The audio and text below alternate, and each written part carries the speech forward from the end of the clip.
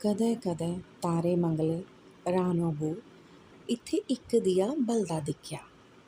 ਉਹ ਦੂਰ ਖੜੋਈ ਦੀਏ ਦੀ ਲੋਗ ਹੀ ਮੱਥਾ ਟੇਕਦੀ, ਸੋਚਦੀ ਕੋਈ ਪਵਿੱਤਰ ਥਾਰ ਹੋਣਾ ਤਾਂ ਇਹ ਦੀਆ ਬਲਦਾ ਹੈ। ਕਦੇ ਕਿਸੇ ਉਸੇ ਉਸ ਬਾਰੇ ਨੇਹਾ ਦੱਸਿਆ, ਨਾ ਉਹਨੂੰ ਦਾ ਭੇਦ ਪੁੱਛਿਆ ਕਿ ਜੇ ਬੇਲੀ ਦੀ ਹਰ ਗੱਲ ਛਪਾਈ ਜਾਂਦੀ ਸੀ। ਹਾਂ, ਇੱਕ ਵਾਰੀ ਉਹਦੇ ਬਾਪੂ ਨੇ ਸੁਣਾਇਆ ਹਾਂ, ਦੀਆ ਇੱਕ ਗਹਿ ਰਵੇ ਪਰਮੇਸ਼ਵਰ ਕਰੇ, ਦੂਆ ਦੀਆ ਦਸਨੇ ਸੋਆਂ ਪਹਿਲੇ ਪਰਮੇਸ਼ਵਰ ਮਿਗੀ ਸਲੀ ਲੈ। ਹੁਣ ਮੇਰੇ 'ਚ ਦੂਆ ਦੀਆ ਸੰਭਾਲਣੇ ਦੀ ਹਿੰਮਤ ਨਹੀਂ ਰਹੀ। ਆਉਂ ਬੜਾ ਬੁੱਢਾ ਹੋਈ ਗਿਆ। ਇਹ ਦੀਆ ਕਿਸੇ ਦਾ ਭਰਮ ਹੈ, ਭਰਦਾ ਭੇਦ ਹੈ, ਭੇਦ ਆ ਗਿਆ ਵੈ। ਮੇਰੇ ਅੰਨਦਾਤਾ ਖਟੋਏ ਦੇ ਗਏ ਰੋਣ। ਮਤਾ ਪੁੱਛਣੇ ਉੱਪਰ ਵੀ ਬਾਪੂ ਹੋਰੇ ਹੋਰ ਨਹੀਂ ਦੱਸਿਆ। ਉਹ ਵੀ ਚੁੱਪ ਗਏ ਰਹੀ ਵੀ ਪਰਤੀਏ ਉਹਨੇ ਕਦੇ ਪੁੱਛਿਆ ਨਹੀਂ।